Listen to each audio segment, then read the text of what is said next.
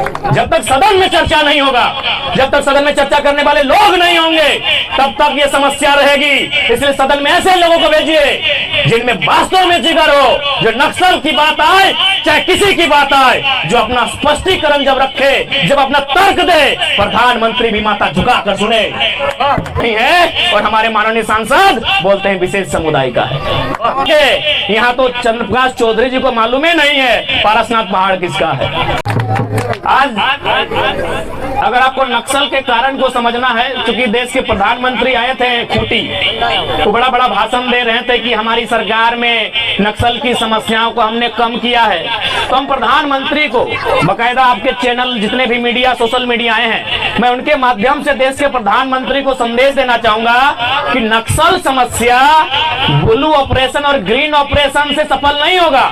ये नक्सल की समस्या का समाधान ग्रीन ऑपरेशन से नहीं होगा। नक्सल की समस्या का समाधान सामाजिक न्याय से होगा। सामाजिक न्याय का मतलब है कि आज टाटा के पास अनगिनत जमीन है। किसका है? संथाल लोग का है, कुर्मी लोग का है, घटवार लोग का है, गोंड लोग का है, जिसका भी है, डज नॉट मैटर। आज टाटा के पास अनगिनत जमीन है। यदि आप सरकार में हैं और आप में हिम्मत है जो कहता है कि नक्सल एक समस्या है, और यदि आप समाधान चाहते हैं, तो जहां उद्योग नहीं खड़ा है, जहां टाटा बिल्डिंग नहीं बनाया है, यदि कोई खाली जगह है, उसको खींच के वापस लीजिए और रैयत को वापस कर दीजिए। सामाजिक न्याय से नक्सल की समाधान होगा, ना कि नेताजी के बड़े बड़े भाषणों से होगा। अब मैं यही का उदाहरण देता हूं। अभी हम आए तो हमको किसी ने बताया कि यहाँ के जो थाना प्रभारी हैं खुखरा है, इधर मधुबन है। चूंकि मैं उनका नाम काल्पनिक लेता हूं, चूंकि सरकारी लोग हैं, लेकिन उनका सरनेम मैं प्योर लेता हूं। मान के चलिए खुखरा के थाना प्रभारी, उनका नाम है अमन महतो। उनके नहीं, काल्पनिक नाम ले रहा हूं, आप उनके सरनेम को ध्यान दीजिएगा। मैं जानबूझ के फॉल्स नेम ले रहा हूं, उनका नाम गलत ले रहा हूं, लेकिन उनका सरनेम मैं परफेक्ट ले रहा हूं, ताकि आपको समझा सकूं कि नक्सल का प्रॉब्लम क्या है। क्या नाम है इनका? अमन महतो, खुखरा के थाना प्रभारी, लेकिन उनका नाम कुछ और है, सरनेम परफेक्ट है। आपके मधुबन में थाना प्रभारी हैं, उनका नाम मानते हैं उनका नाम सुमन मुंडा।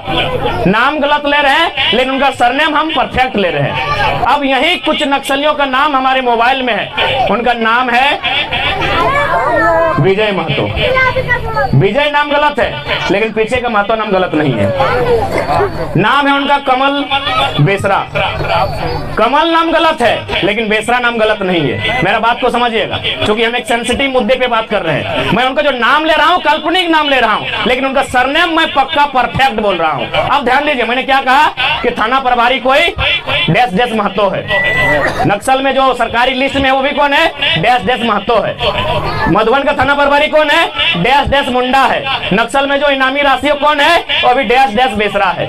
अब मान के चलिए, अगर पीरटांड में किसी दिन नक्सल की घटना घटती है, और यदि चूंकि सीआरपीएफ भी लोग हैं, हमारे एक मित्र भी आए हैं जो हमारे साथ ही पढ़े हैं, उनका नाम मान के चलते उमेश महतो, काल्पनिक नाम। उमेश नाम कल्पना है, लेकिन महतो नाम परफेक्ट है। अब मान के चलिए, यहाँ अगर कोई नक्सल की घटना घटती है, जिला पुलिस भी आएगी, सीआरपीएफ भी आएंगे। कौन आएंगे? ध्यान दीजिएगा, उनका सरनेम है मुंडा, उनका सरनेम है महतो, और नक्सल में जो लोग बैठे हैं उनका सरनेम क्या बता रहे हैं? ध्यान दीजिएगा। अब अगर गोली चलती भी है, इधर से चले या उधर से चले, बताइए लहू किसका बहेगा? बताइए हमको, लहू किसका बहेगा?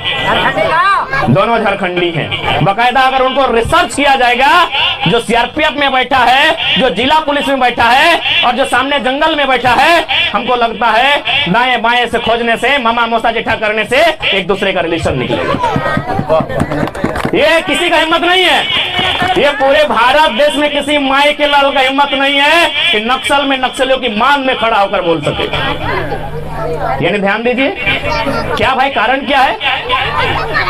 थाना प्रभारी रहे, मधुबन वाला रहे, चाहे कुकरा वाला रहे, चाहे सीआरपीएफ के कैंप में बैठा कोई सीआरपीएफ का कोई बड़ा अधिकारी रहे, या फिर जिसको आप नक्सली नाम दिए वो रहे, यदि कोई उनके बीच घटना घटती है, मरने वाले चाहे पुलिस से शहीद होने वाले रहे, चाहे इधर मरने वाले लोग हैं, वो है कौन? एक वर्किंग क्लास का बेटा है, एक आदिवासी मूलवासी का बेटा है। वो है कौन? एक गरीब परिवार का बेटा है। वो है कौन? एक किसान का बेटा है। लेकिन लड़ाता कौन है? इस पर आज तक कोई बात नहीं किया है, और मोदी तो करेगा ही नहीं। तो आज हम बता देते हैं लड़ाता कौन है भाई, न जिसको पारसनाथ का पहाड़ चाहिए, पारसनाथ का पहाड़ चाहिए। आज उन लोग महल बना लिया है, करोड़ों का अरबों का उन लोग व्यापार करता है, जिसका यहाँ एक बित्ता जमीन नहीं गया है, जिसका जिन उद्योगपतियों का, जिन गुजरातियों का, जो राजस्थान के से आए हैं, जो महाराष्ट्र से आए हैं, गुजरात से आए हैं, उनका एक बित्ता जमीन नहीं गया है। आज वे लोग लाखों छोड़िए अरबों रुपए का कारोबार करते हैं। ये समस्या है, ये सामाजिक न्याय की व्यवस्था नहीं है।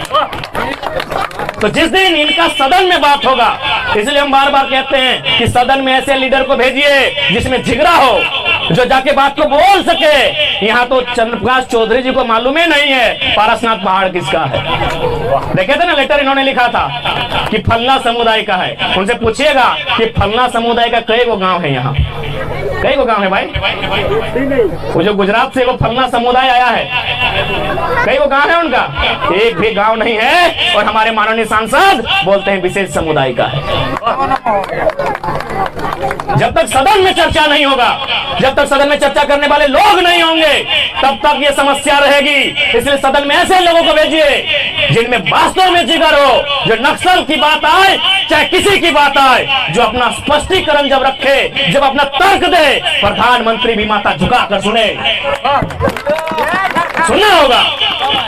आज अगर आप इसी फिर टर की धरती की बात करें तो आप देखिए 2002 में या 2004 में हिंदुस्तान के पेपर में लिखा है कि जो काम सरकार को करना था, सरकार को क्या करना था नहीं, यहाँ लगभग 600 एकड़ के आसपास जमीन महाजनी प्रथा के कारण गरीबों का लिया गया था, चाहे वो आदिवासी रहे, गैर आदिवासी रहे।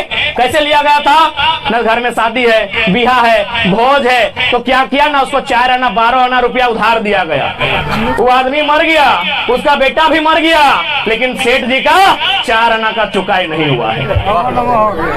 तब क्या हम कोई गलत बोल रहे हैं? आप लोग आयु में हमसे बहुत बड़े हैं, अगर गलत बोलेंगे तो टोकिएगा, क्योंकि हम एक संवेदनशील मुद्दा पे बात कर रहे हैं। हम एक ऐसे मुद्दे पर बात कर रहे हैं जिनमें नेताजी का पेंट गीला हो जाएगा, हम उस मुद्दे पे बात कर रहे हैं। इसलिए आप हमसे आयु में बड़े हैं, आप अनुभव को साझा कीजिएगा। मैंने जो किताब में पढ़ा है मैं उसी बात को दोहरा रहा हूँ। क्या लिखा था कि जो काम सरकार को करना था, जो काम सरकार को करना था, वो काम किसने किया था? नक्सलियों ने किया था। उन्होंने क्या किया था न, जो भी जमीन महाजन लोग लूट के ले गया था, जो जमीन जमींदार लोग लूट के ले गया था, वो सारा जमीन रैयत को वापस किया था। यदि आज देश के प्रधानमंत्री यदि वे सोच रखते हैं कि नक्सल की समस्या झारखंड से समाप्त हो, हम स्वागत करेंगे देश के प्रधानमंत्री का। लेकिन सबसे पहले आप अपने मित्र टाटा से कहिए कि जहां आपने कब्जा किया है, जहां आपने अन्याय किया है, जहां आपने जुल्म किया है, वहां इंसाफ करें। कहिए आप वेदांता से, कहिए आप बिरला ग्रुप से, कहिए आप अंबानी ग्रुप से, कहिए आप अडानी ग्रुप से गोड्डा में जिस प्रकार आदिवासियों का जमीन मारपीट के लिया गया है। बिल्कुल कोई नहीं चाहेगा। और हम तो स्पष्ट कहते हैं यदि भविष्य में कभी हम लोग सरकार में आए तो जिनको आज आप लोग नक्सली के नाम से जानते हैं, जिनके हाथों में बंदूकें हैं, हम लोग ऐसी व्यवस्था लाएंगे उनके हाथों में हथियार नहीं, उनके हाथों में हम लोग हल थमा के उनको से खेती करवाएंगे। सामाजिक न्याय के पक्षधर हैं, हम सामाजिक समानता के पक्षधर हैं। इसलिए देश के जो भी लीडर हैं अगर सामाजिक न्याय के पक्षधर हैं तो सबसे पहले इस देश के कॉर्पोरेट को कंट्रोल कीजिए। हजारों हजार एकड़ जमीन आज एचईसी के पास है, आज हिंडाल्को के पास है, आज बीएसएल बोकारो के पास है, आज धनबाद एफसीआई सिंदरी के पास है। आइए देश के प्रधानमंत्री, आइए राज्य के मुख्यमंत्री, उन जमीनों को सर्वे करके रैयत को वापस कीजिए जहां कोई बिल्डिंग खड़ा नहीं हुआ है।